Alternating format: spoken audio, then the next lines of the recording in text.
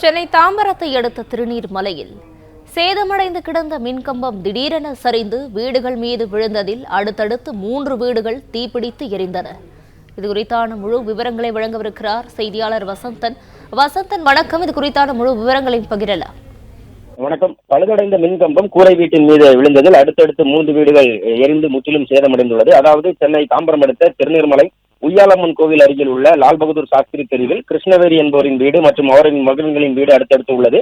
இந்த நிலையில் பழுதடைந்த மின்கம்பம் ஒன்று சாய்ந்து வீட்டின் மீது விழுந்ததாக கூறப்படுகிறது. இதில் மின்சார உயர்களில் ஒன்றோடு ஒன்று உரசி மின்கசிவு ஏற்பட்டு தீப்பிடித்து எரிய துவங்கியுள்ளது. இதனை பார்த்து அருகில் இருந்தவர்கள் தீயை அணைக்க முயற்சி செய்ததோடு தீயணைப்பு துறைக்கு தகவல் தெரிவித்தனர். விரைந்து வந்த தீயணைப்பு துறையினர் தீயணைப்பு முயற்சியில் ஈடுபட்டு வருகின்றனர். அருகில் இருந்த அனைவரும் வேலைக்கு சென்று விட்டதால் உயிர் சேதம் எதுவும் ஏற்படவில்லை. விபத்துக்கு காரணமான மின்கம்பம் கடந்த 3 வருடங்களாகவே சிறிதாக பழுதடைந்து முற்றிலும் பழுதடைந்து இருந்ததாகவும் பலமுறை மின் வாரியத்திடம் புகார் தெரிவித்த நிலையில் மின்கம்பம் மாற்றப்படாமல் இருந்துள்ளது. கடந்த 1 வாரத்திற்கு முன்பாக மின்கம்பத்தை மாற்றுவதற்கு இந்த பழுதடைந்த மின்கம்பத்தின் அருகிலேயே குழி ஒன்று தோண்டப்பட்டு புது மின்கம்பம் நடுவதற்கு தயாராக இருந்துள்ளனர். ஆனால் அதில் மின்கம்பம் நடாமல் குழி அப்படியே கிடப்பில் போடப்பட்டுள்ளது.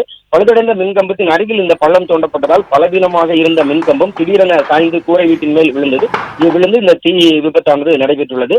இதன் காரணமாக ஏற்பட்ட தீ விபத்தில் அடுத்தடுத்து இருந்த 3 கூரை வீடுகளும் முற்றிலுமாக எரிந்து தீ விபத்தானது ஏற்பட்டுள்ளது.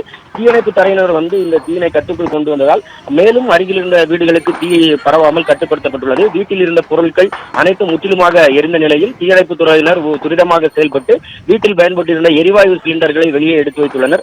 இந்த மின்சார வாரியத்தின் கவனக்குறைவால் தான் இந்த தீ விபத்து ஏற்பட்டுள்ளதாக அந்த பகுதி மக்கள் தெரிவித்து வருகின்றனர்.